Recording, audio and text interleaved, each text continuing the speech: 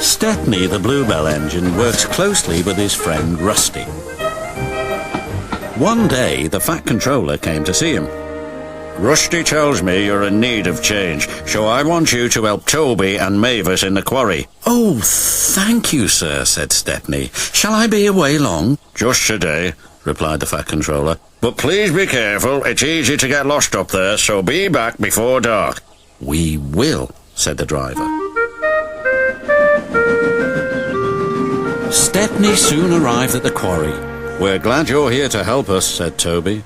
"Are those my trucks?" asked Stepney eagerly.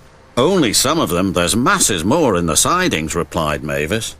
"The more the merrier," whistled Stepney. Stepney was really enjoying himself. The dustier he became, the harder he worked. Mavis and Toby were impressed. The quarry foreman spoke to his driver. "We have a night special to take to the building site at the new branch line. Do you want to pull the train?" "Yes, please," said the driver. But he should have asked the Fat Controller first. Night came. "Be careful, Stepney," advised Toby. "I will, and thank you for a lovely day. I do hope I can come back again." "The line can be spooky," said Mavis. "Thank you for the warning." And with that, Stepney puffed away into the night.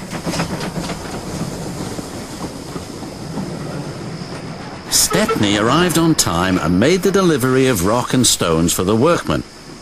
Then he set off for home. That's when the trouble began. The fog came down. Mavis was right.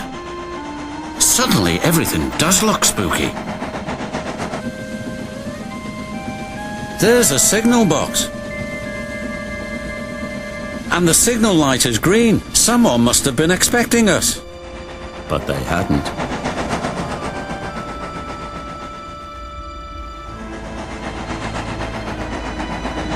The points had been set in the wrong direction, but Stepney didn't realize this. "Home, here we come," he thought. Then they approached an unknown area. The driver made a decision.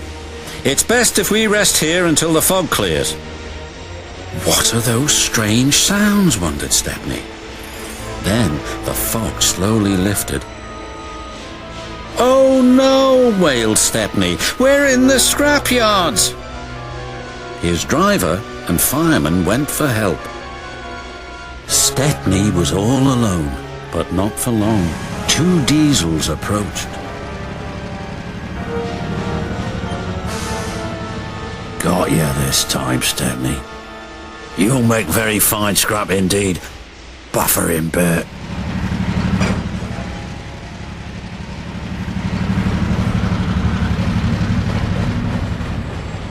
The diesels took him to the large smelter's shed.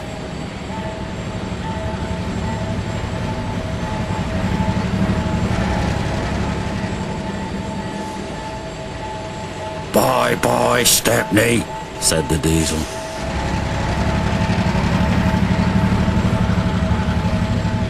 Stepney looked up. Above him was a huge grabber. "This engine's not for scrapping," shouted Stepney. The grabber wasn't listening.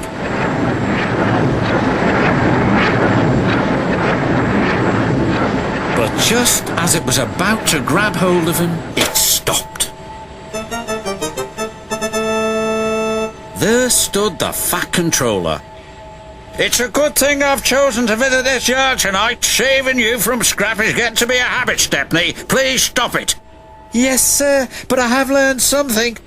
"What's that?" "There's no place like home." "And that's exactly where you're going now." "Bluebells forever," sighed Stepney.